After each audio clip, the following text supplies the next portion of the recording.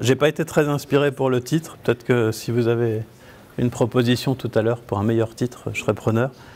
Et du coup, pour compenser, je vais vous faire la bande-annonce, je vais vous expliquer en quelques mots le message que j'essaye de faire passer.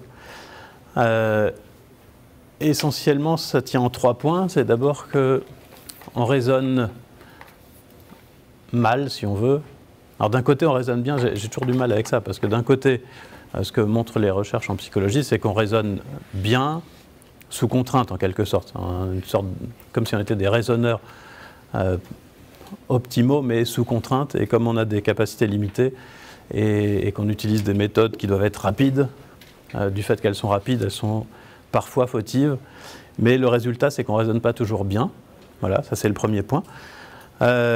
Pour mieux raisonner, ce qui est bien, c'est d'utiliser l'esprit critique. Je vais vous donner une définition possible de l'esprit critique. Vous savez, c'est très à la mode en ce moment. D'ailleurs, c'est une des raisons pour lesquelles je vous parle de ça, c'est que c'est très à la mode en ce moment, et notamment à l'éducation nationale. Peut-être vous avez entendu parler de ça suite aux attentats, suite aux fake news, à l'ampleur que semblent prendre les théories du complot, etc. On a décidé au ministère qu'il fallait que les élèves réapprennent ou apprennent l'esprit critique, apprennent à se méfier des informations, à vérifier les informations, pour ne pas se laisser embobiner, et notamment dans le cadre de notre monde numérique et d'Internet. Voilà. Et ça, le troisième point, c'est ça. En fait, je ne vais pas vous donner des informations, vous apprendre des erreurs que fait le cerveau humain exclusivement sur Internet. C'est simplement que probablement les mêmes erreurs qui ont toujours mené aux rumeurs, par exemple, et aux fausses croyances, sont démultipliées avec Internet pour plusieurs raisons que vous connaissez déjà. Mais du coup, ça donne un intérêt nouveau, peut-être, à des problématiques qui existaient déjà avant. Voilà, apprendre l'esprit critique, en fait, c'est probablement compliqué. Il y a quand même des éléments pour dire qu'on y arrive un peu en dépensant beaucoup d'énergie. On arrive à développer l'esprit critique des élèves et son propre esprit critique. Mais c'est difficile parce que ça va contre des tendances naturelles et notamment, donc encore une fois, mais je le redirai tout à l'heure, quand il s'agit d'Internet et de cette foison d'informations qui renforce tous ces problèmes. Genre de choses qu'on trouve sur Internet, là c'est facile, hein. Des exemples de fausses informations qu'on peut trouver sur Internet et à cause desquelles on peut croire des choses fausses. Il y avait par exemple cette information qui a pas mal circulé, disant que l'Union européenne avait interdit un plat tunisien. Il l'avait classé comme impropre à la consommation. Et là, j'ai mis une partie de l'écran du site Internet. Et en fait, si vous regardez juste à côté, vous pouvez voir le type de site où ça a été trouvé. C'est le même site donc, qui explique que Michael Jackson est encore vivant, etc., etc. Alors il y a des sites comme ça qui donnent énormément de nouvelles fausses, qui diffusent des rumeurs. Des fois c'est exprès, c'est parodique. Et alors c'est assez amusant de voir que ça marche quand même, quand c'est parodique, même quand c'est annoncé sur le site. Par exemple sur, je pense, le Gorafi, vous connaissez sûrement tous le Gorafi, donc c'est un site parodique. Il y en a d'autres, hein. J'ai plus le nom là en tête, mais enfin il y en a d'autres qui marchent aussi très bien. Et c'est indiqué sur le Gorafi, c'est indiqué en toutes lettres que c'est un site parodique et que ce qui est dedans est faux. Et malgré ça, il y a des gens qui se laissent prendre, y compris des hommes politiques influents qui passent à la télé citer le Gorafi comme si c'était vrai. Des fois il y a des réactions amusantes. Dans un de ces sites parodiques, une fois il y avait eu un faux article de soi-disant scientifique expliquant qu'on avait découvert le gène de la vaisselle et qui était présent que chez les femmes et que c'est pour ça que les femmes faisaient la vaisselle. Et il y avait en image d'accueil, on voyait, c'était pas que la vaisselle, il y avait aussi le ménage et tout ça. Et on voyait une femme en train de récurer des toilettes. Et puis donc voilà, il disait, on a trouvé le gène, alors c'est un gène spécial qu'on trouve que chez les femmes. Et les réactions dans les commentaires, c'était désopilant, parce que plein de gens ont pris ça au premier degré, et commencent à s'insurger en disant, de toute façon, les scientifiques, c'est que des mecs, c'est pas étonnant qu'ils soient sexistes, ils racontent vraiment n'importe quoi. Voilà. Et jusqu'à des commentaires carrément contre la science, en disant que la science, c'était un truc rétrograde et machiste en soi. Voilà. sur un site parodique. Là, je n'ai pas eu le temps de regarder si c'était un site parodique, ou, parce qu'il y a aussi des sites qui disent beaucoup de bêtises, mais pas pour rire, soit pour faire croire des bêtises, soit juste pour faire le buzz. Donc, je ne sais pas exactement où classer celui-ci, mais voilà, c'était juste un exemple, comme ça en passant. Un autre exemple de rumeur, fausse information qui a circulé, c'est celui-ci, 37 millions d'abeilles qui auraient été retrouvées mortes après qu'on ait planté du maïs transgénique dans le coin. Alors au départ de cette rumeur, il y a quelque chose de vrai, c'est qu'on a retrouvé effectivement beaucoup d'abeilles mortes, je ne sais pas si c'était 37 millions, et ça n'a rien à voir avec des OGM par contre. Et on suppose qu'en fait elles sont mortes à cause d'un insecticide qui a été déversé sur des champs à côté, mais ce n'était pas des champs OGM, ça n'a rien à voir avec les OGM. Mais l'information a été récupérée sur des sites anti-OGM et ça a été repris ensuite un peu partout, ça s'est diffusé, et puis beaucoup de gens y ont cru. Et ça fait penser aussi à autre chose d'intéressant, qui revient très souvent quand on cherche à comprendre pourquoi on se trompe, pourquoi on fait des erreurs dans le raisonnement, c'est que dans le titre, il n'y a pas écrit que les OGM ont fait quoi que ce soit, mais tout le monde comprend, en lisant ce titre, qu'on accuse les OGM d'avoir tué les abeilles, évidemment. C'est pas écrit, hein. Il y a juste écrit que les abeilles sont retrouvées mortes après qu'on ait planté des OGM. Ça, pour ceux qui s'amusent avec les sophismes et que ça intéresse toutes ces histoires de raisonnement, hein, ce qu'on appelle le post hoc, ergo propter hoc. Voilà, si vous avez déjà entendu ça, un type de sophisme. Et puisque c'est arrivé après, c'est la cause de cela. Post hoc, c'est après cela, ergo propter hoc, donc à cause de cela. Et ça, voilà, c'est un raisonnement qu'on fait spontanément. On a tendance à voir comme ça des relations de cause à effet entre des événements qui se suivent. Et voilà, là, vous voyez un exemple où c'est complètement implicite, mais tout le monde comprend ce qu'il y a à comprendre, à savoir que les OGM ont tué les abeilles. Alors, donc l'exemple précédent, c'était une rumeur qui s'est diffusée. Alors, peut-être qu'au début, c'était pour des raisons malhonnêtes, je ne sais même pas sûr. Ensuite, ça s'est diffusé honnêtement par des gens qui y croyaient, mais ça a bien marché. Parfois, il y a des sites entiers. Je vous parlais juste d'un exemple dont on m'a parlé il n'y a pas longtemps, la méthode Cartan. Ce n'est pas spécialement sur Internet, mais c'est aussi un site. Et il y a parfois, comme ça, des sites qui présentent, en l'occurrence, une pseudoscience. Voilà. La méthode Cartan, quand on va sur ce site, il est très bien présenté. Je ne sais pas si là on voit, puis ça fait sérieux quand on arrive comme ça de l'extérieur. Il y a des pages en anglais, il y a une page, vous voyez, bibliographie. Même si en fait c'est assez limité, je vais vous dire après ce qu'il y a dans la bibliographie. Mais ça fait sérieux, et si vous mettez à la place de quelqu'un qui n'a absolument aucune idée sur, comme vous pour l'instant, de quoi il s'agit, ce qu'on peut faire, etc., ça a l'air d'être quelque chose de bien. Et la méthode Cartan, donc, c'est une méthode qui soigne à peu près tout, grâce à des exercices visuels. On doit regarder des points qui s'allument sur un écran. Voilà. Et donc ça soigne la dépression, l'anxiété, les nausées, les vomissements, le maux de tête, l'insomnie. Il y a une liste comme ça, à peu près toutes les maladies psychologiques et psychosomatiques sont soignées grâce à la méthode Cartan. Et l'éducation à l'esprit critique, je pense, est là très intéressante. C'est sur ce genre de cas qu'on peut apprendre aux gens vraiment à trouver la faille et à découvrir par eux-mêmes que le site ici n'est pas sérieux, parce qu'à voir, vraiment, ça fait sérieux. Et alors, ce qu'il y a ici, c'est qu'il faut apprendre où aller regarder, quoi aller regarder dans le site. Spontanément, les gens ne vont pas très loin sur Internet, à cause notamment du flux d'informations constant qui nous arrive, et qui fait qu'on accorde très peu de temps à chaque site ou chaque information, sauf cas exceptionnel, c'est quelque chose qui nous passionne. Mais la méthode Cartan, a priori, ce n'est pas quelque chose qui nous passionne, sauf si on a une insomnie ou quelque chose comme ça. Là, ça va pouvoir nous soigner. Et donc, quand vous regardez le site, vous auriez tout de suite la puce à l'oreille, parce que c'est fait bizarrement. Il y a toute une partie qui a l'air scientifique, et en fait, quand vous regardez, c'est un cours de neuro, on dirait un cours de neurologie sur la vision. Donc, je ne suis pas assez compétent pour savoir si c'est vrai ou pas. Je suppose que ce qu'il raconte est vrai. Donc, il parle des neurones de la vision, où ça passe dans le cerveau, comment c'est traité, etc. Ce qui n'a absolument rien à voir, évidemment, avec la méthode Cartan. C'est une sorte de contexte.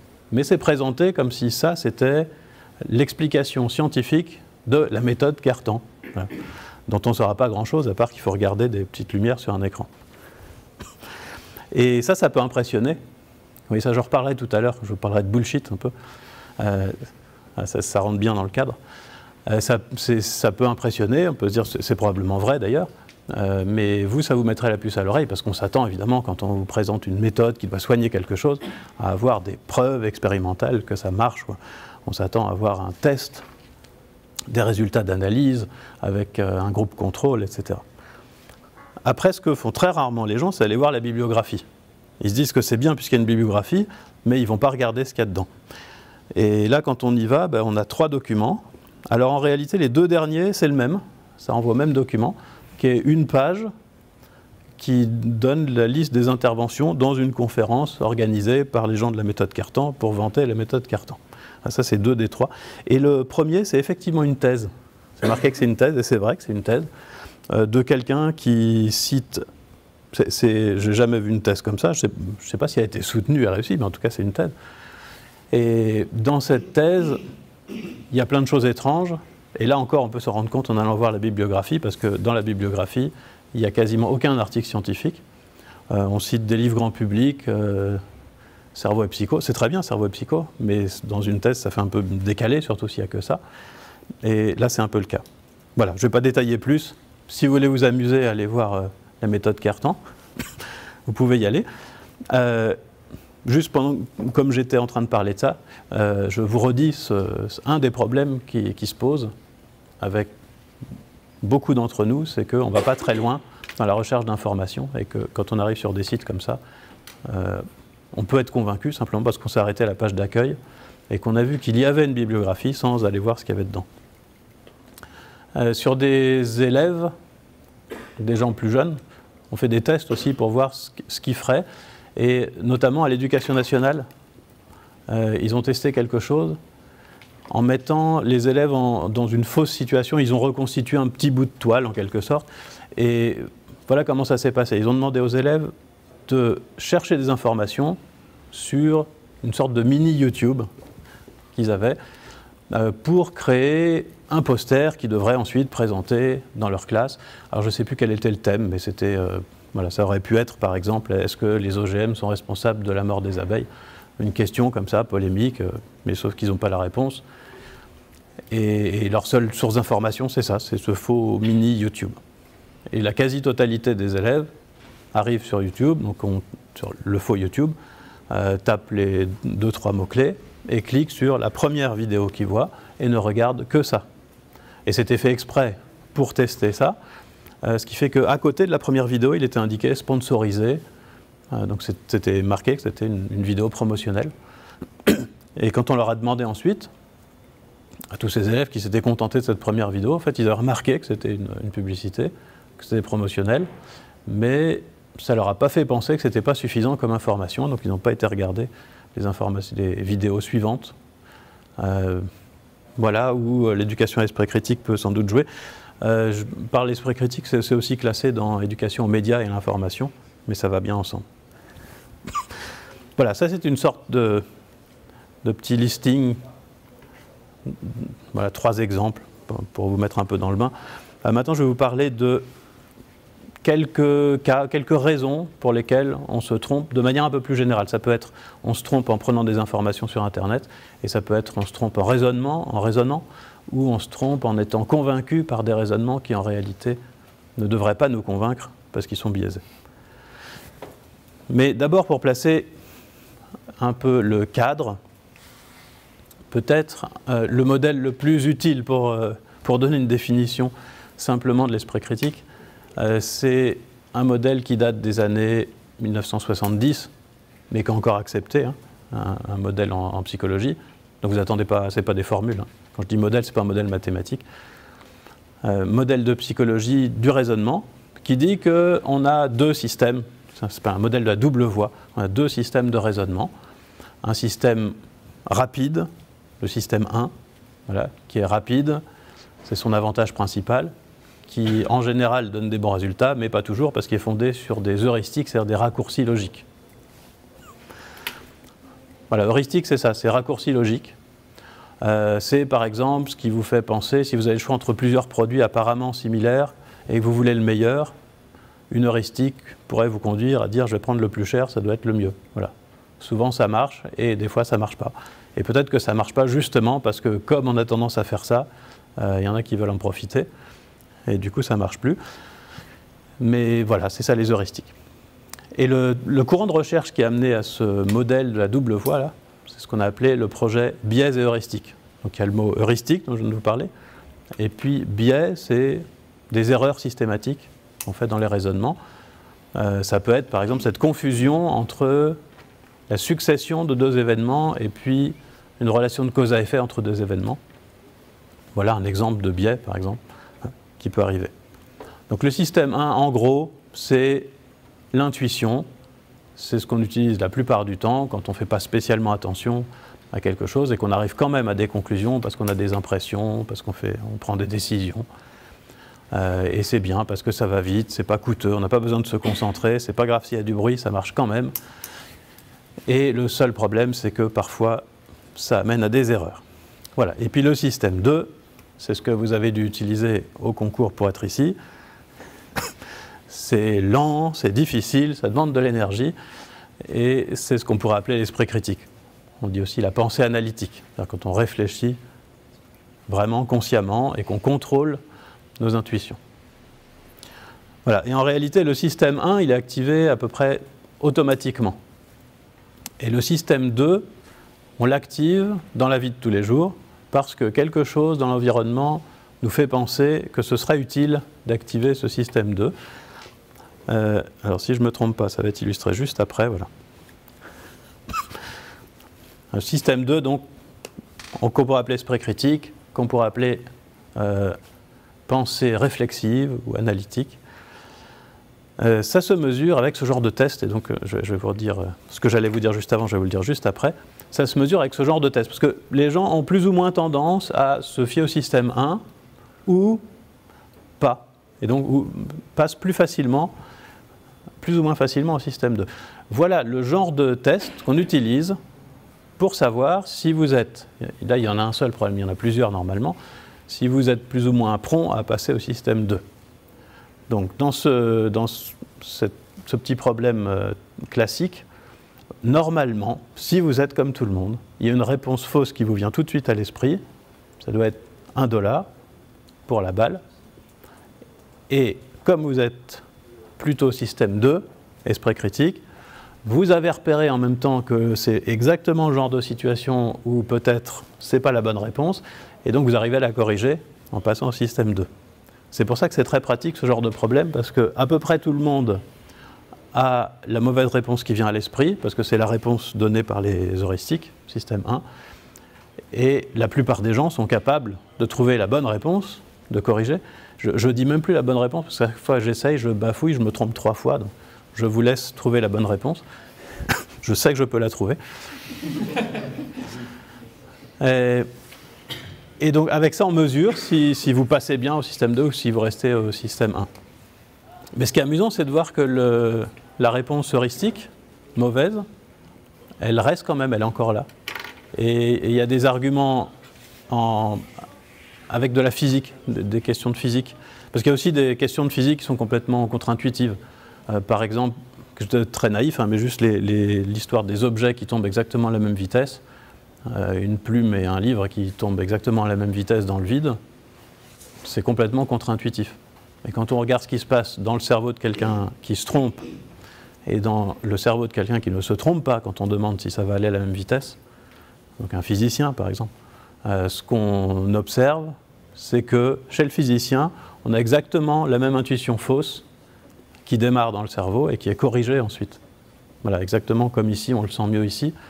On a d'abord la réponse fausse, et ensuite quelque chose qui vient nous dire attention, ici, ça ne doit pas être la bonne réponse. Alors, comme le système 2, donc comme l'esprit critique, est coûteux, et que ça demande de l'énergie, de la concentration, c'est plus difficile d'y passer si on n'a pas le temps, si on est submergé, et c'est une des raisons peut-être pour lesquelles on fait plus d'erreurs quand on est en train de lire quelque chose sur Internet que peut-être dans un livre. Voilà, parce que sur Internet, c'est un flot continu. Sur chaque page, il y a des informations partout. Il y a l'information principale au milieu, et puis 2 bandeaux la plupart du temps, avec aussi des informations, des trucs qui bougent dans tous les sens. Et du coup, on a moins de temps, et probablement, ça pousse à moins passer à l'esprit critique, à moins vérifier les informations, du coup.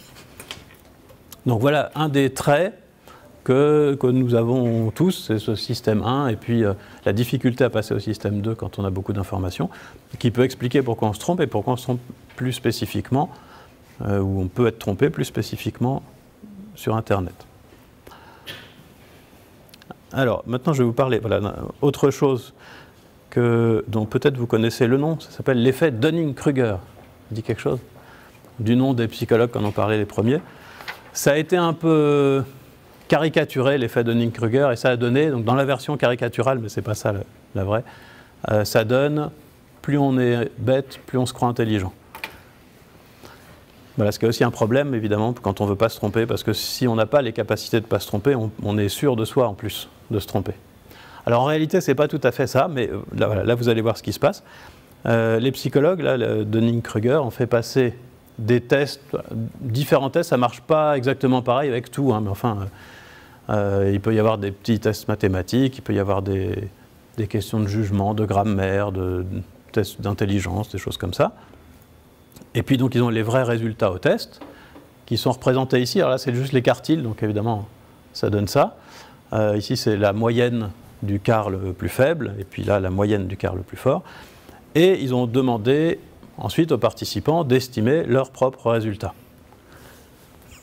Voilà, et ce que vous voyez, c'est que ceux qui sont plus faibles ont largement surestimé leurs résultats, et que les meilleurs ont un peu sous-estimé leurs résultats.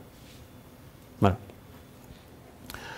Alors, ça ne veut pas dire que les plus faibles se croient les plus intelligents, parce qu'ils ne se croient pas plus intelligents ou plus performants que ceux qui sont effectivement les plus performants. Vous voyez que ça monte quand même, là c'est quand même une fonction croissante. Le fait qu'il y ait un décalage ici, ça ne veut pas forcément dire grand-chose, même là. En réalité, comme il y a toujours, on est dans un monde d'incertitude, donc même si on est parfaitement conscient de son niveau, quand on essaye d'imaginer la note qu'on va avoir, si je parle de note, le score qu'on va avoir, à cause des fluctuations, si on est très bas, c'est normal qu'on se surestime en moyenne. Voilà, parce que si vous avez 0, par exemple, hein, on va dire que c'est noté sur 20, vous avez 0 en vrai. Voilà, vous devez estimer votre note. Bon. Si vous ne trompez pas, vous dites la bonne, et si vous vous trompez, et comme on est dans un monde d'incertitude, c'est normal qu'au moins une partie des gens se trompent, et ben vous pouvez être qu'au-dessus, vous ne pouvez pas être en dessous. Donc fatalement, la moyenne de ce que les gens perçoivent sera au-dessus. C'est simplement un phénomène de régression vers la moyenne. On appelle ça comme ça. Donc c'est normal que la courbe en noir monte moins vite que l'autre. Voilà, néanmoins, c'est quand même assez marqué. Vous voyez que ça ne monte presque pas. Et puis, on s'attendrait à ce qu'elle soit plus basse. On s'attendrait à ce que ça se croise à peu près au milieu, et non pas ici. Voilà, donc la vraie conclusion, c'est que les personnes les plus faibles pour une certaine compétence ont plutôt tendance à se surestimer. Voilà, ça c'est vrai. Mais ce n'est pas aussi amusant que la version caricaturale qu'on en a parfois. Ça donne par exemple des choses comme ce qu'on peut voir sur Doctissimo, voilà, où des gens qui n'ont aucune compétence particulière en médecine se trouvent très compétents pour expliquer ce que vous avez, comment le soigner, etc. Alors, je crois que j'avais vu passer un petit tweet qui disait « Comment ce médecin, Bac plus 10, ose prétendre que les vaccins fonctionnent alors que Lulu 52 sur Doctissimo dit le contraire. » Voilà, ça illustre ça. Un autre cas où on se surestime, et là c'est mieux démontré, c'est ce qu'on appelle l'illusion de profondeur explicative. Un truc un peu spécifique qui a été étudié notamment, alors c'est plus l'inventeur, j'ai oublié le nom de la première personne à avoir parlé de ça, c'est pourtant pas vieux, mais moi j'ai vu une conférence de Steven Sloman, un psychologue américain qui a étudié ça aussi, qui essaye de l'expliquer. L'illusion de profondeur explicative, c'est cette impression qu'on a de comprendre comment fonctionnent les choses. Alors c'est marrant parce que c'est juste sur le fonctionnement des appareils. C'est-à-dire, ça ne marche pas avec, par exemple, on n'a pas l'impression de mieux connaître l'histoire de France qu'on la connaît en vrai. Ils ont essayé aussi, ça ne marche pas. Ça devait être l'histoire des États-Unis, mais là, ça ne fonctionne pas. Mais sur les mécanismes, alors soit des appareils comme une arbalète, ils ont aussi avec une arbalète, il y avait toutes sortes d'appareils. Qu'est-ce qu'il y avait? Une chasse d'eau aussi, c'était assez varié.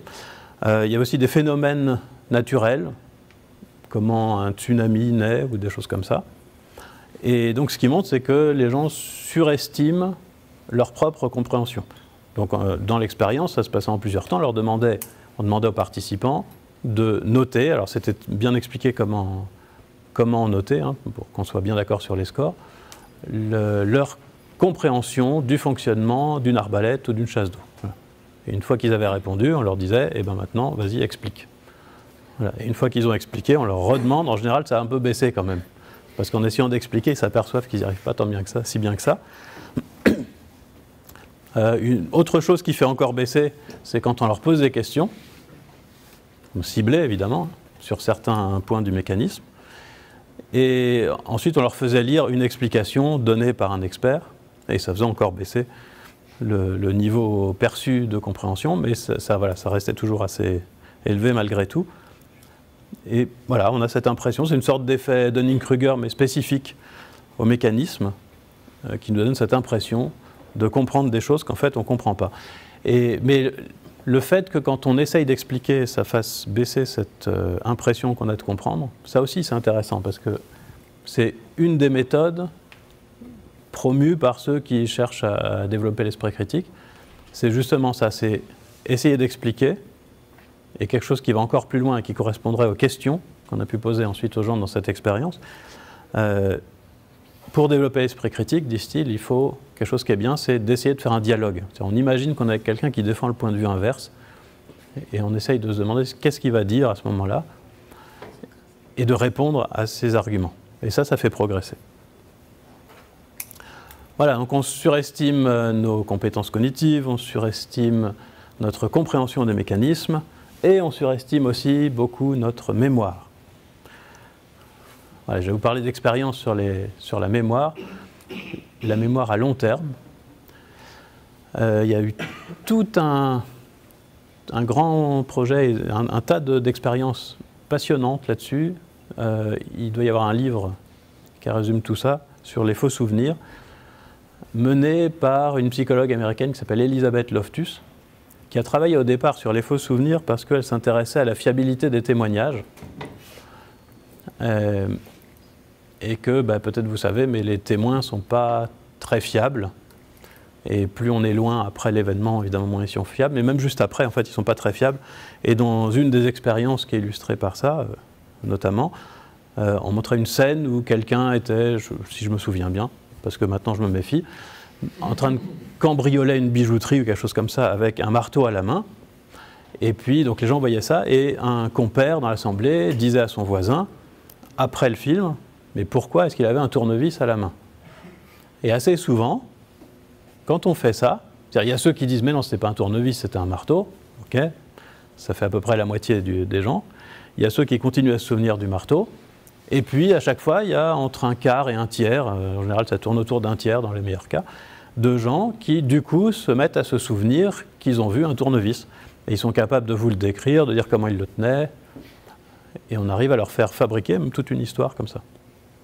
Voilà, et alors ces histoires de faux souvenirs, on en a aussi beaucoup entendu parler après, parce qu'après le début de ces études sur la fiabilité des témoignages, il y a eu une vague de procès aux États-Unis de gens, surtout des femmes mais aussi des hommes, qui se souvenaient 20 ou 30 ans après d'avoir été violés dans l'enfance, qui se souvenaient d'inceste, de messes sataniques où ils étaient transpercés avec des épées, des choses comme ça, de trucs absolument atroces qu'ils avaient complètement occultés pendant 20 ans et qu'ils avaient retrouvés pendant des séances de psychothérapie qui ressemblaient un peu à de l'hypnose, de la suggestion, etc. Voilà. Et donc Elizabeth Loftus là, était sur le front pour dire que si 20 ans après on se souvient d'un truc comme ça, c'est absolument pas une preuve suffisante qu'il s'est vraiment passé quelque chose. Même si la personne est absolument certaine qu'il s'est passé quelque chose et qu'elle s'en ressouvient dans les moindres détails, ça prouve pas grand-chose et il faut absolument des preuves matérielles externes. Et elle a donc continué ses expériences pour démontrer qu'on pouvait implanter des faux souvenirs, comme ça, donc avec ce genre-là. Là, c'est un point de détail, donc ce n'est pas très important. Mais je vous donne un autre exemple. Une de ses premières expériences célèbres, ça a consisté à faire croire à des gens qui s'étaient perdus enfants dans un supermarché. Elle avait demandé aux parents d'abord s'ils ne se souvenaient pas qu'ils avaient été perdus dans un supermarché. Et ensuite, voilà comment elle a procédé. Et vous allez voir qu'il n'y a pas besoin d'hypnose, ni de suggestion, ni rien du tout. Elle a simplement dit aux gens, j'ai discuté avec vos parents, ils m'ont dit que quand vous étiez enfant, vous êtes perdu dans un supermarché. Et apparemment, ça a été quelque chose d'important pour vous. Alors il dit, oh, alors ça, aucun souvenir de ça. Et elle dit, c'est normal, vous avez pu oublier. Donc ce qu'on va vous demander, simplement pendant 10 jours, tous les soirs, vous prenez une feuille de papier, vous essayez de vous souvenir de tous les détails que vous pouvez. Et puis, si vous vous souvenez de rien, il n'y a rien. Et si vous vous souvenez de quelque chose, vous écrivez. Voilà. Et là, voilà, à peu près un tiers, une minorité, mais quand même pas, vraiment pas négligeable, a commencé à se souvenir de plein de choses et à rajouter plein de détails au fur et à mesure du temps. Voilà, c'était une première preuve expérimentale qu'on pouvait avoir des souvenirs faux.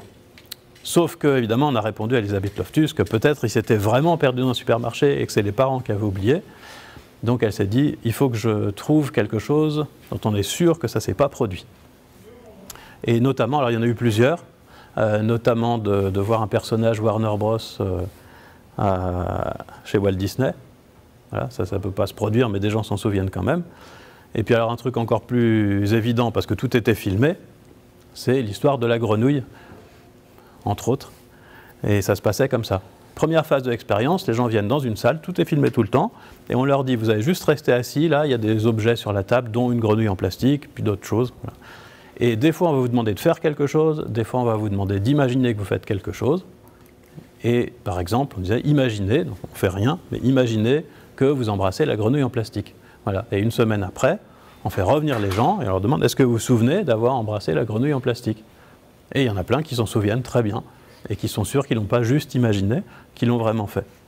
Voilà, plein, c'est toujours pareil, hein, c'est toujours une minorité. Voilà, ça veut dire qu'on ne peut même pas se fier à ces souvenirs. Vous voyez ce que ça peut donner. Alors si vous combinez ça, en fait, la leçon, disons, à tirer de toutes ces études sur les faux souvenirs, c'est surtout qu'à chaque fois qu'on se souvient de quelque chose, en fait, on le reconstruit en fonction des informations qu'on a maintenant. Voilà. Et dans la reconstruction du souvenir, les informations qu'on a eues après influent aussi sur la reconstruction.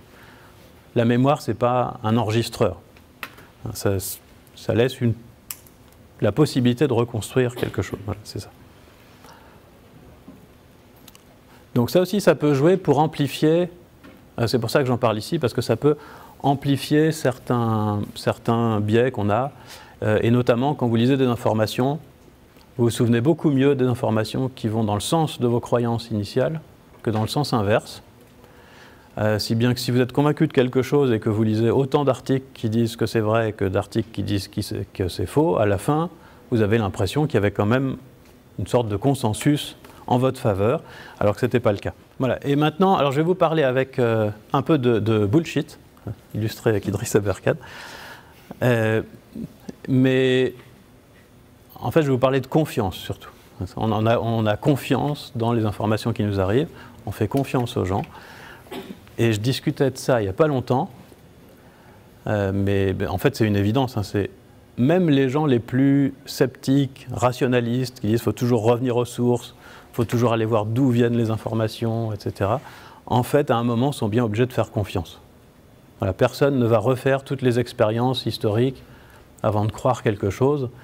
Moi, si on me dit qu'un médicament fonctionne et que j'ai un doute, je veux bien, peut-être que je vais aller lire des articles scientifiques dans des revues réputées qui disent que c'est vrai et qui décrivent une méthode, mais à un moment, je fais confiance parce que même si je fais ça, je crois le type qui a écrit l'article. Il dit « j'ai fait des groupes avec un groupe placebo, à qui on donnait du placebo, l'autre à qui on donnait le médicament ». Je le crois, peut-être que c'est pas vrai, qu'il a tout inventé, et ça arrive régulièrement, donc je sais que c'est possible en fait. que dans les meilleures revues, il y a des faux articles qui sortent, des gens qui inventent des données. Ça s'est produit il n'y a pas très longtemps avec, si vous avez entendu parler de ça, l'affaire Wakefield, un médecin qui a prétendu faire un lien entre un vaccin et l'autisme. Et en réalité, il était payé pour dire ça et il a inventé les données. Voilà, mais il a quand même publié, c'était dans une bonne revue. Voilà, donc même les très bonnes revues, normalement, on ne peut pas leur faire confiance à 100%, mais à un moment, on est obligé. Voilà. Mais on est en quelque sorte programmé pour faire confiance. Et même, en fait, ce n'est pas irrationnel parce que la plupart du temps, les gens ne mentent pas. C'est assez rare. Et on peut même s'interroger sur le pourquoi des choses parce que ce serait souvent pratique de mentir. Mais en fait, la plupart des gens ont du mal à mentir. Moi, je ne sais pas du tout mentir. Ah, alors quand je dis ça, évidemment, il y a un paradoxe. Parce que si je sais, ça ne se voit pas. Et du fait qu'on fait confiance, on peut se faire manipuler aussi. Et alors ça, voilà, j'ai mis ici Idriss Aberkan parce que je ne sais pas si vous avez entendu parler de lui, si vous l'avez vu. Enfin, il a été très médiatisé il y a quelque temps. Je ne sais pas depuis quand il est médiatisé, mais moi je l'ai vu depuis au moins une année en tout cas. Et donc c'est quelqu'un qui est présenté dans les médias comme une sorte de génie des neurosciences, avec 3 doctorats, qui a enseigné à Stanford, qui a enseigné à Normal Sup, qui a enseigné partout. Il a tout fait, c'est un génie, il a tout révolutionné. Il parle d'économie de la connaissance, il parle de plein d'autres choses comme ça.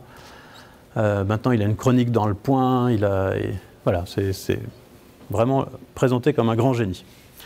Et puis, on s'est aperçu, parce qu'au bout d'un moment, comme il était très médiatique, les gens commencent à s'intéresser à lui, des scientifiques dont c'est le métier, économie de la connaissance, je ne sais plus sur quoi, c'était aussi le biomimétisme. Voilà. Son truc, c'est le biomimétisme. Alors moi, je ne connais pas, mais il y a des gens qui travaillent là-dessus et qui disent non, mais ce qu'il raconte, ça ne tient pas debout. Donc du coup, ils se sont penchés sur le reste des informations concernant Idriss Aberkan et ils ont découvert que son CV était complètement bidonné. Alors, il y a toujours un petit bout de vérité. Par exemple, prof à Stanford, en fait, il a été à Stanford et à un moment, il a dû participer à un séminaire ou quelque chose comme ça. Donc, il a bien été à Stanford, mais il n'était pas prof à Stanford. Il dit qu'il a fait le master de sciences cognitives qui est de l'ENS, qui fait très chic. Et effectivement, on a trouvé des traces qui s'est inscrit en M1. Mais apparemment, il n'a jamais eu le master. Probablement, il ne s'est même pas inscrit en M2. Sans doute qu'il a abandonné en cours de route. Et bien, ce qui est étonnant, c'est qu'il y a une résistance à ça. C'est-à-dire que les gens qui l'aimaient bien et qui le défendaient, soit ne croyaient pas que le CV était bidonné, quand on leur apportait les preuves, soit on tournait ça de manière positive. C'est-à-dire quand il y avait beaucoup de preuves, ils étaient obligés de dire c'est vrai. Et c'est devenu un truc positif. C'est devenu, voilà, c'est la preuve qu'on est dans un pays complètement sclérosé, parce que quand on est un génie comme ça, hors norme, on est obligé de faire croire qu'on a fait l'ENS, parce que sinon personne ne nous écoute. Et ça prouve que c'est vraiment un grand génie. Voilà. En gros, c'était ça l'idée. Mais alors, je vous ai mis ici Aberkan aussi, parce que il sort des phrases, des fois, qui relèvent, donc c'est de ça que je vais vous parler un peu, 2-3 diapos, du bullshit, on dit en anglais, j'ai pas de bonne traduction, du baratin. C'est-à-dire des phrases qui ont l'air profondes et qui en fait ne sont pas profondes. Alors soit parce que ça veut rien dire, soit parce que ça veut dire quelque chose de trivial, soit parce que ça veut dire quelque chose de faux. Je vais vous donner un exemple très bientôt, mais juste entre les deux, comment ça se fait que ça marche, ce truc, et pourquoi des phrases creuses peuvent avoir l'air profondes. Et une des explications, c'est que dans une phrase un peu compliquée, puis bien fichue, un peu poétique, il fait des très jolies phrases, des très beaux aphorismes. En fait, c'est nous qui mettons le sens. On lit la phrase, si on lit la phrase dans l'idée que ça veut dire quelque chose de profond, on cherche quelque chose de profond qui peut coller à cette phrase-là, et puis on prend ça comme sens, mais le sens n'était pas dans la phrase au départ. Voilà, ça c'est une des explications. Une autre explication, c'est qu'on ne réfléchit pas assez loin et qu'on se base sur la première impression, le système 1, pour décider si la phrase est vraie ou pas, profonde ou pas. Voilà. Le fait qu'on interprète comme ça les phrases pour leur donner un sens réel, ça rappelle un classique de la psychologie qu'on appelle l'effet Barnum. si vous avez déjà entendu parler de ça. Ça a été étudié, l'effet Barnum, ça a été étudié au départ avec des tests de personnalité, des faux tests de personnalité. Donc je vous explique l'expérience de départ, comment ça s'est passé. On a demandé à chaque étudiant, c'était des étudiants de psycho comme souvent, on leur a demandé leur date de naissance précise, et on leur a dit on a une méthode pour trouver votre personnalité en fonction de votre date de naissance, c'est un spécialiste qui va faire ça. Et puis, une fois que ça a été fait, on leur a donné chacun une enveloppe avec leur nom dessus et la description de leur personnalité, on leur demandait ce qu'ils en pensaient, est-ce que ça colle bien ou pas. Et puis, est-ce qu'ils trouvaient ça épatant, c'est-à-dire que ça avait l'air vraiment de valider la méthode, ou bien est-ce que ça collait bien par hasard. Et donc, vous imaginez que beaucoup étaient convaincus que ça quand même, ça marchait drôlement bien, beaucoup plus que ce qu'ils auraient pu imaginer. Et ils ont été parfois très vexés quand ils se sont rendus compte qu'en fait, ils avaient tous la même description. Et voilà un petit bout de la description. C'était fabriqué par Forer, c'est le psychologue qui a fait cette expérience-là, a fabriqué cette description en prenant des morceaux dans des horoscopes. Et alors voilà, si vous regardez juste... Voilà, vous avez besoin d'être aimé, admiré. Dit comme ça, en fait, selon le niveau auquel on le met, ça peut être vrai pour absolument tout le monde, hein, je suppose. Et vous êtes critique avec vous-même aussi, je pense, quand même. Voilà, et tout est comme ça. C'est-à-dire chaque phrase, en fait, est un peu floue, plutôt positive en général, avec les deux aspects, donc on peut toujours se rattraper. Il y a toujours moyen de trouver qu'on colle. Et si vous le lisez en cherchant à prouver que ça colle à votre personnalité, vous trouvez que ça colle à votre personnalité. Par contre, si vous essayez de voir que ça ne colle pas à votre personnalité, peut-être que vous y arriverez aussi. Mais ce n'est pas ce qu'on fait spontanément. Et alors l'exemple, puisque je vous parlais d'Idriss Aberkan, voilà quelque chose qui a été assez amusant, c'était cette phrase-là, c'est un tweet d'Aberkan. Parce qu'avec l'histoire de son CV, là, il y a plein de gens qui ont commencé à dire du mal, et qui font maintenant partie d'un grand club, des gens qui sont bloqués sur Twitter. Il y a un petit logo qui a été créé pour ça, pour dire bloqué par Aberkan, certifié. Mais c'est vrai qu'il a été beaucoup attaqué. Et sa réponse est donc attaquée notamment par des gens assez réputés, des scientifiques, qui travaillent sur le biomimétisme depuis bien plus longtemps que lui. Et voilà donc un tweet qu'il a fait pour répondre à ça. Un peu la grandeur de ce qu'on fait à l'importance des gens qui tentent de vous arrêter. Et quand on le lit vite comme ça et qu'on ne cherche pas de contre-exemple, pour montrer que c'est pas si intelligent que ça comme phrase, ça a l'air bien. Puis c'est bien tourné en plus, hein, c'est un bel aphorisme. Mais par contre, si on cherche à montrer que ça ne doit pas marcher à tous les coups, cette phrase-là, on tombe sur des cas comme Ben Laden, par exemple, et on se dit, mais il y a quand même des gens très importants qui ont essayé de l'arrêter. Est-ce que ça prouve la grandeur de ce qu'il faisait? Je ne sais pas. Mais c'est ce que des gens lui ont, juste avant d'être bloqué, lui ont demandé sur Twitter. Voilà, donc ça, c'est un cas de bullshit, mais ce n'est pas le pire. Hein, parce qu'il y a des études maintenant, je pense que ça va devenir un sujet à la mode chez les psychologues, le bullshit, parce que ça marche bien sur Twitter. Mais il y a vraiment des cas d'études sur le bullshit. Et peut-être le truc de départ, c'était un livre, mais qui doit avoir 30 ans, qui s'appelait On Bullshit. Mais très sérieux. Et donc il y a plusieurs cas. Là c'est plutôt, ça veut dire quelque chose, mais en fait, c'est pas tout à fait vrai. Parfois, c'est des trivialités, mais qui ont l'air intelligentes, parce que c'est bien dit. Il y a d'autres gens qui sont un peu plus forts que lui.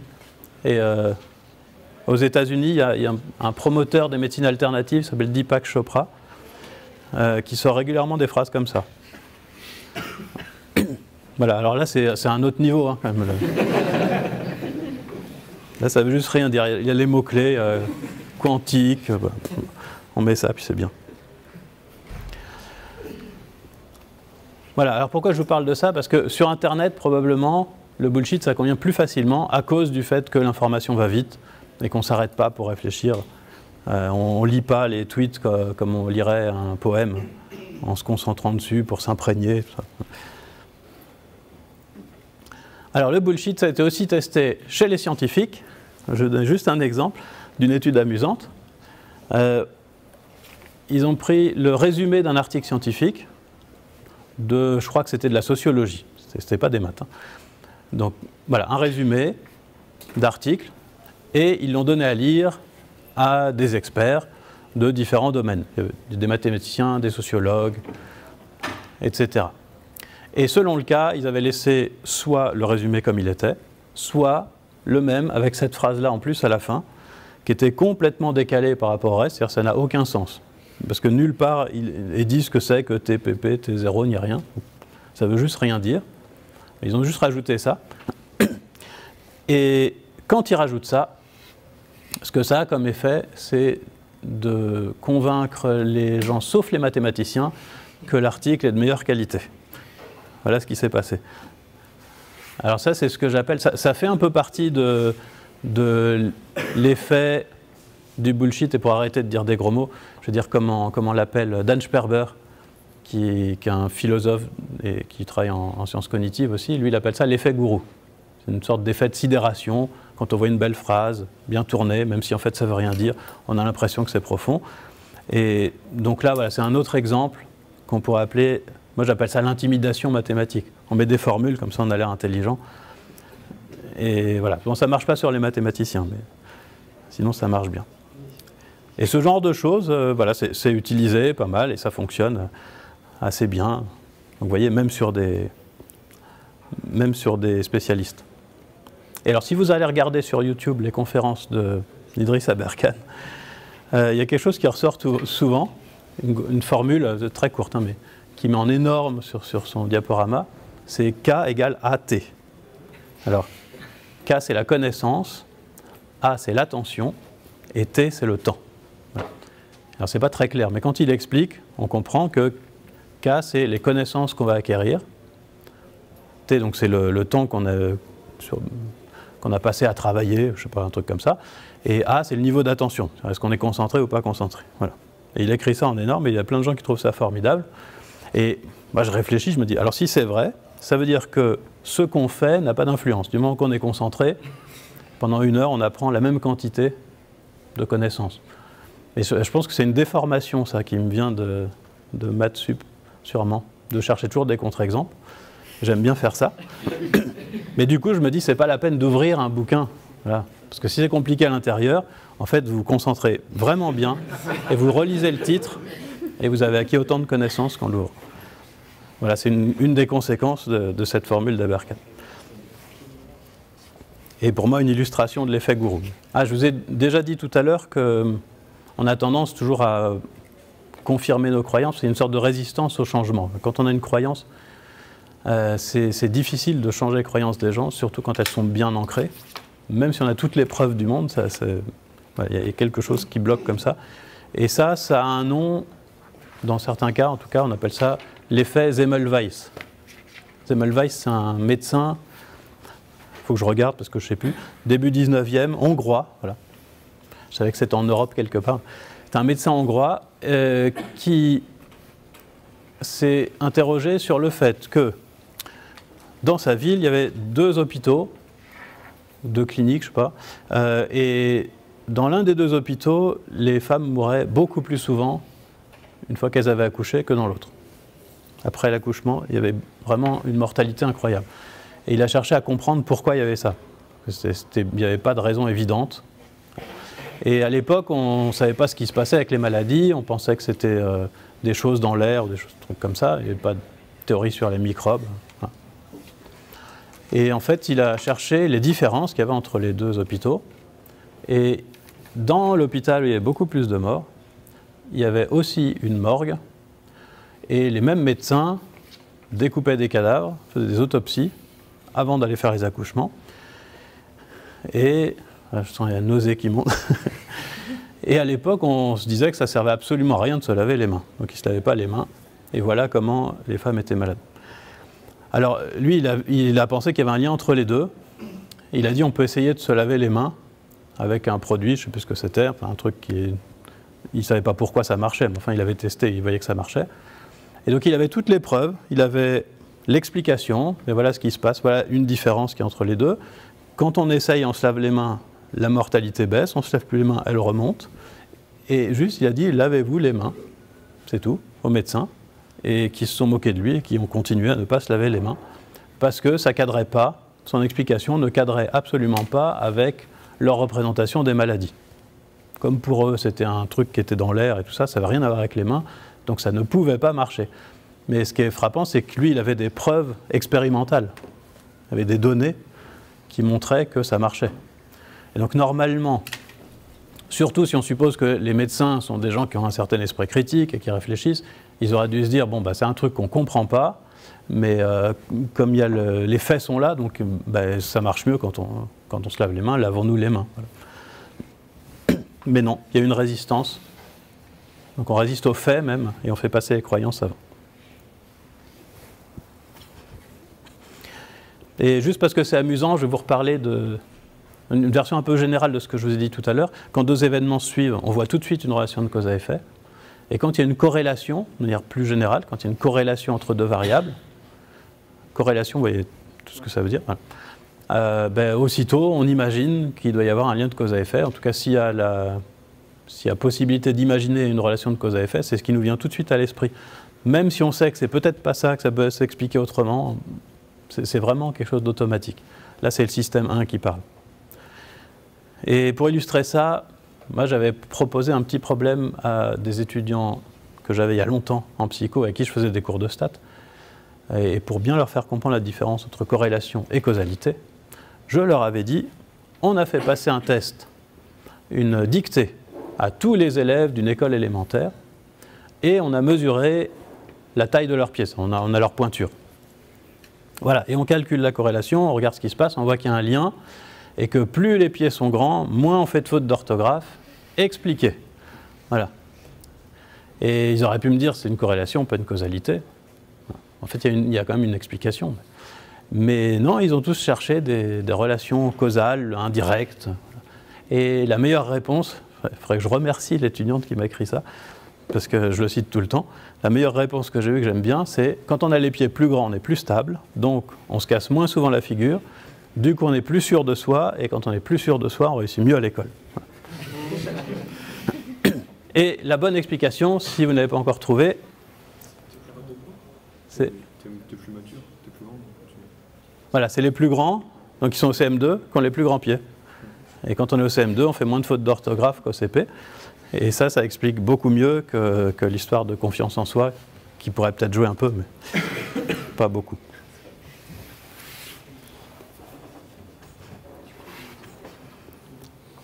Voilà, ça, je vais passer.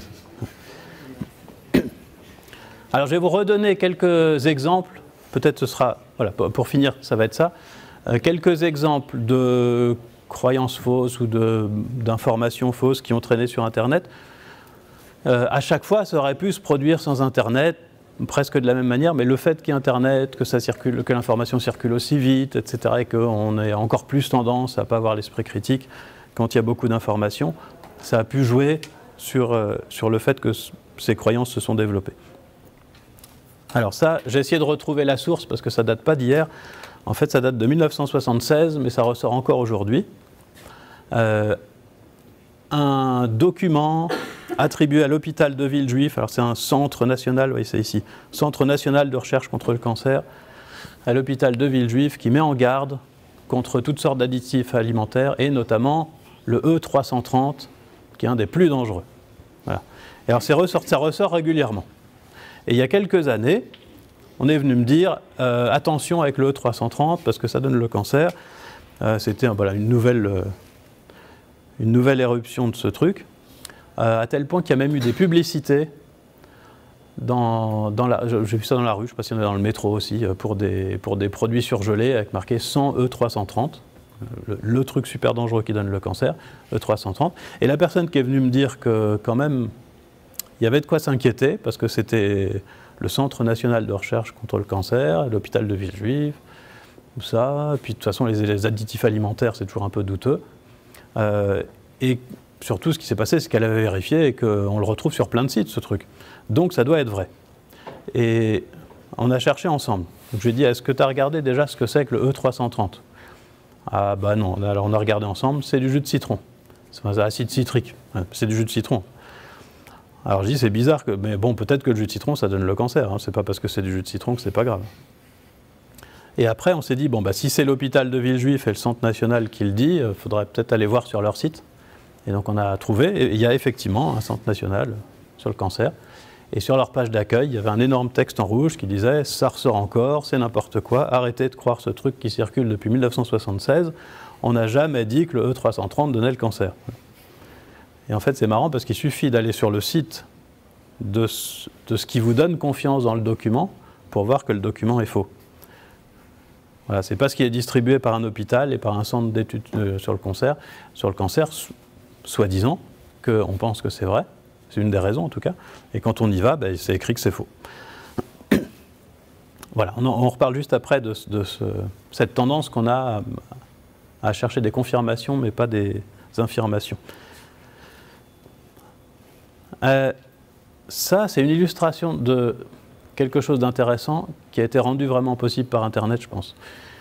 Sur Twitter, vous avez régulièrement des photos de tweets comme ça, où on vous dit, voyez, on l'avait prévu, quelqu'un avait dit, donc là c'est ça, là, voilà, ce compte-là, avait prédit l'attaque terroriste à Paris.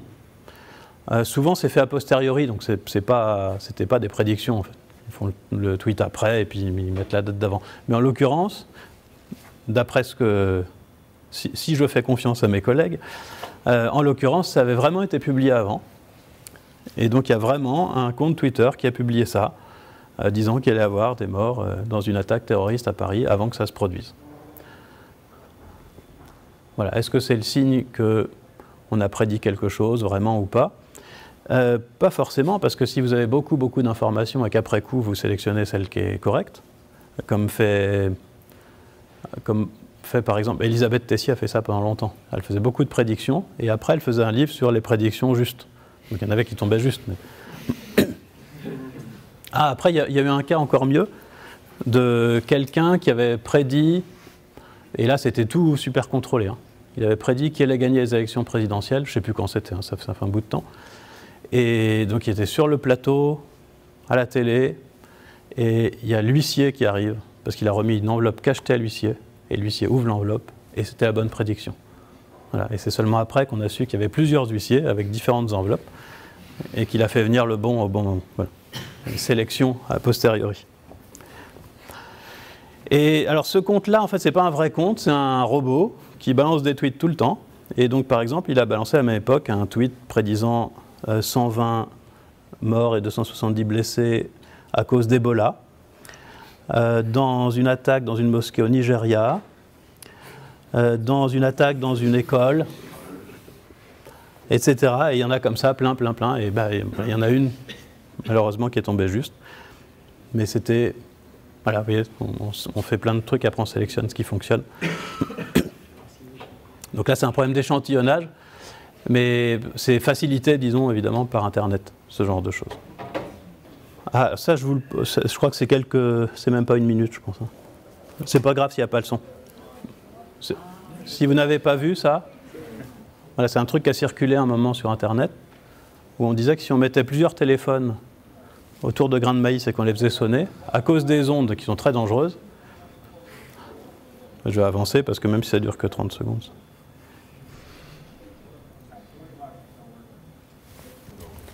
Ah, donc en général ils font ça, ensuite ils téléphonent.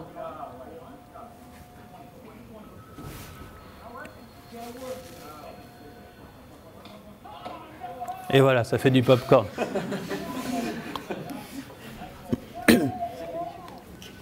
C'est fou, hein. Donc c'est pour illustrer les dangers des ondes. Et alors là c'est pareil, c'est un ami qui m'a montré ça, et il était très inquiet sur les dangers des ondes et voulait éviter d'utiliser son téléphone. Parce que, quand même... Voilà. Et moi, ça me paraissait bizarre, parce que je me disais, si avec 3 téléphones, on arrive à faire assez de chaleur pour faire sauter un grain de maïs, quand je l'ai collé sur mon oreille, ça devrait brûler plus que ça, quand même. C'est un peu chaud, mais bon, je suis encore loin de faire du popcorn. Enfin, j'espère, hein. Pas regarder à l'intérieur. Et du coup, j'étais un peu sceptique. Je lui dis, ça me paraît étrange, ça doit être un faux, ça. Et lui, il travaille dans le cinéma, il me dit, non, je t'assure, il n'y a aucun trucage. Enfin, effectivement, il n'y a pas de trucage de cinéma, quoi, hein, c'est pas fait après coup. Et puis, surtout, ce qu'il avait convaincu, c'est qu'il avait cherché et il avait trouvé vraiment beaucoup de gens qui avaient refait le truc Il y a beaucoup de vidéos avec la même chose, les téléphones qui sonnent, le popcorn, tout ça. C'est beaucoup de confirmations. Voilà. Et alors, j'ai demandé comment il a cherché. Et il m'a dit, j'ai cherché, j'ai tapé cell phone, popcorn, et j'ai trouvé plein de vidéos. Voilà. Et je lui ai demandé, mais est-ce que tu as essayé cell phone, popcorn fake, par exemple? Il dit, ah non, je n'ai pas essayé. Alors, on a essayé et on a vu une vidéo qui explique d'où ça vient. C'est une sorte de pub virale, je ne sais pas quoi. Comment faire. Alors, une des méthodes, c'est de démonter le canon d'un micro-ondes et de le foutre sous la table. Ça doit être dangereux. Pour le coup. Après, il faut un maïs spécial, parce que si j'ai bien compris, un maïs normal, ça ne fait pas ça. Donc, il faut un maïs spécial popcorn micro-ondes. Bon. Et puis voilà, donc on a toute l'explication que c'est faux. Mais voilà, ce que ça illustre, ça, c'est une tendance qu'on a, ça s'appelle le biais de confirmation. Quand on croit quelque chose, on va chercher des confirmations. Et ça, c'est un des biais les plus cités, là, depuis qu'il y a toute cette ébullition autour des fake news, là, avec l'élection de Trump, etc. Le biais de confirmation, c'est vraiment cité tout le temps. Le réflexe, quand on se demande si un truc est vrai ou pas, mais qu'on a une petite idée, qu'on pense que c'est vrai, c'est d'aller chercher que c'est vrai. Et non pas d'aller chercher si c'est vrai. Et dans l'idéal, ce qu'il faudrait, c'est essayer de chercher que c'est faux aussi, que c'est vrai et que c'est faux, pour pouvoir comparer les deux. Voilà, là c'était bien illustré avec ça. Ça je vais passer parce que... Ah, alors les faux souvenirs, dont je vais parler tout à l'heure, c'est assez théorique. Dans la vraie vie, quand on s'est aperçu qu'il y avait des faux souvenirs un peu en masse, là c'était suite à des thérapies à base de suggestions, d'hypnose, tout ça, bon, donc on peut se dire que c'est quand même un cas particulier. Mais il y a eu un cas, je crois que c'est 1 ou 2 ans, assez amusant, de faux souvenirs collectifs. Il y a un type, alors je crois que ça a commencé sur Reddit et puis ça a fini sur Twitter. Il y a quelqu'un qui cherchait et qui n'arrivait pas à trouver un DVD ou même une cassette, parce que c'est un très vieux film, d'un film qui s'appelle Shazam, avec l'acteur qui est ici, qui s'appelle Simbad. Il se souvenait d'avoir vu un film qui s'appelle Shazam, dedans il y avait Simbad qui jouait un génie, et il voulait revoir ce film. Comme il n'arrivait pas à le trouver, il a fait un appel, et il y a plein de gens qui ont dit « Ah ouais, bah oui, moi j'arrive pas à le retrouver non plus, il était super », et puis ils ont commencé à se raconter le film, ils se sont souvenus de plein de trucs super. Et puis, en fait, le film n'existe pas. C'est-à-dire, il y a un film avec un nom qui ressemble, mais ce n'est pas Shazam, et il n'y a pas Simbad dedans. Voilà. Et là, vous avez un échange de tweets complètement hallucinant, parce qu'au bout d'un moment, il en a eu marre, lui, qu'on lui dise qu'il avait fait un film qui s'appelait Shazam et qu'on lui demande où il était. Et donc, il a dit que ce n'était pas vrai. Et là, vous avez un internaute qui lui répond que si, c'est vrai. Que d'accord, je fume, mais je sais ce que j'ai vu. Voilà. Et l'autre finit par dire, écoutez, il y a tout sur Internet, donc si vous avez qu'à le chercher sur Internet, il y est forcément s'il existe. Voilà. Et quand on regarde d'où ça peut venir, alors il y a des éléments, c'est qu'il y a il a joué dans un autre film, mais il ne fait pas un rôle de génie, puis c'est un titre qui ressemblait un peu. Et puis un peu à la même époque, il est passé dans une pub à la télé, où il était déguisé en génie, Simbad, là. Donc ça a pu se mélanger un peu. Mais ce qui est marrant, c'est qu'en discutant entre eux, les internautes ont fini par se créer des souvenirs très forts, et puis ils y croyaient vraiment à fond, quoi. Voilà, c'est un exemple in real life de faux souvenirs, ce qui est assez rare. Voilà, on parle aussi souvent, pour les rumeurs et tout ça, surtout sur Internet, mais encore une fois, c'était vrai aussi sans Internet, des chambres d'écho, c'est-à-dire qu'on est dans des sphères avec des gens qui pensent comme nous, et quand on a des croyances ou des passions même, assez vite on finit par être entouré par des gens qui ont les mêmes passions et les mêmes croyances. Et ce qui a permis, ça vous allez comprendre pourquoi je mets ça, ce qui a permis Internet simplement, c'est d'arriver à fédérer comme ça et à faire des bulles ou des chambres d'écho, même pour des trucs assez rares, comme les gens qui collectionnent les peignes. Voilà. Si vous êtes collectionneur de peignes, sûrement il n'y en a pas beaucoup. Donc sans Internet et les réseaux sociaux, ce serait compliqué d'avoir des copains et de passer toute sa vie à parler de collection de peignes. Mais quand on est au niveau mondial, j'ai même pas cherché, mais je suis sûr qu'il doit y avoir des groupes et des réseaux sociaux pour les gens qui collectionnent les peignes. Voilà. Et alors c'est pareil pour les croyances. Et par exemple, les gens qui pensent que la Terre est plate, parce qu'il y en a qui pensent que la Terre est plate, ils sont sûrement un peu éparpillés quand même. Il n'y en a pas plein partout, mais sur Internet, ils peuvent se regrouper et faire des sites. Voilà, une des possibilités d'Internet, c'est ça. C'est que les gens puissent se regrouper, et on a tendance à le faire, on a envie d'être avec des gens qui pensent comme nous, ça forme des chambres d'écho, et ça fait qu'on est en permanence renforcé dans sa croyance de départ. Parce qu'on est entouré de gens qui pensent pareil, et qu'on confond ce qu'on voit et puis le monde. Et on a l'impression que les gens, en général, sont d'accord. L'histoire de la Terre plate, puisqu'il y a des militants de la Terre plate, et qu'ils sont pas... Et c'est marrant, il faut aller voir, parce qu'ils ont des arguments. Ce n'est pas des gens qui ne réfléchissent pas, qui sont complètement stupides ou quoi. Alors évidemment, ils ont des arguments faux, mais enfin, ils ont quand même des raisons d'y croire, quoi.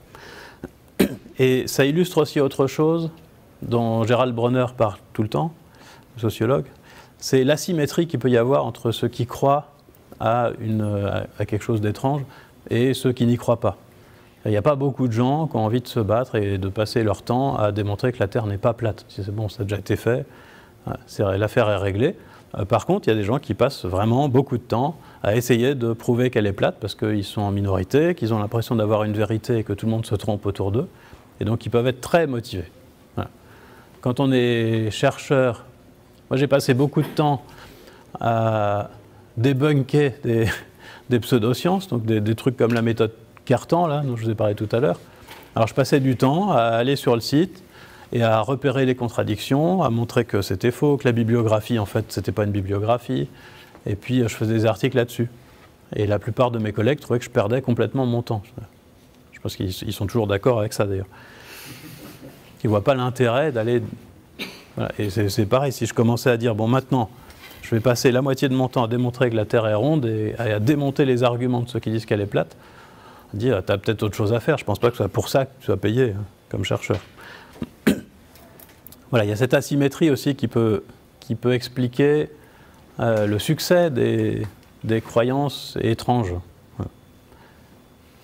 On ne sait pas exactement pourquoi les gens croient des choses étranges en termes de personnalité. Il y a pas mal de recherches pour essayer de trouver quel type de personnalité, par exemple, va plus facilement croire aux théories du complot ou à n'importe quoi d'étrange. Mais voilà, il n'y a pas vraiment grand-chose de très clair là-dessus. Et puis ce sera une autre conférence. Et puis dernière chose que je reprends aussi à Gerald Bronner, c'est l'idée du millefeuille, voilà, argumentatif. Il appelle ça comme ça, millefeuille argumentatif. L'idée, c'est que quand vous voulez démontrer que la Terre est plate, ou que en fait, c'est la CIA qui a organisé les attentats du 11 septembre, vous pouvez avoir plein d'arguments, vraiment plein. Si vous pouvez fédérer des centaines et des centaines de personnes très motivées pour chercher des arguments qui vont dans ce sens-là, vous trouvez énormément d'arguments. Et le résultat, c'est qu'à la fin, on a des documents interminables avec des dizaines et des dizaines d'arguments voilà, pour dire que la Terre est plate, par exemple. Et quand on essaye de répondre à des gens de ces communautés, on dit non, mais le premier argument, là, il est faux parce qu'en fait, l'avion, alors par exemple, un des arguments, on voit une map monde, et puis alors c'est le Japon et les États-Unis, et puis alors, je ne sais pas si c'est une histoire de missile, on explique que le missile n'a pas pu faire toute cette distance-là. On dit ben non, parce qu'en fait, il est passé par l'autre côté. Voilà. Mais sur la map monde, on ne voit pas l'autre côté. Alors cet argument-là, on peut le démonter assez facilement. Il y a aussi un argument qui dit il n'y a aucun avion qui va de je ne sais pas quel endroit à je ne sais pas quel endroit. Je ne sais plus pourquoi. Alors il y a une raison qui fait qu'il y a assez peu d'avions qui le font, mais en fait il y en a quand même. Et il y a des gens qui répondent, donc ils vont chercher, et puis voilà, ils mettent des copies d'écran, voilà. En fait il y a un avion, et c'est celui-là, il passe ici. On peut les démonter un par un. Mais quand il y en a des centaines, la réponse à chaque fois c'est la même. C'est ah oui, bon, d'accord, les 10 premiers sont faux, mais il en reste quand même 90 derrière. Voilà. Et on ne peut pas répondre à tout. Ça, c'est le principe du millefeuille argumentatif, sauf à être aussi nombreux et aussi motivés. Mais ce n'est pas le cas, parce qu'il y a moins de gens qui ont envie de passer du temps à démontrer que la Terre n'est pas plate. que de gens qui ont envie de passer du temps à démontrer que la Terre est plate, assez bizarrement. Si vous avez soit des exemples à donner pour enrichir, ou simplement des choses à raconter, ou des questions, peut-être on peut parler.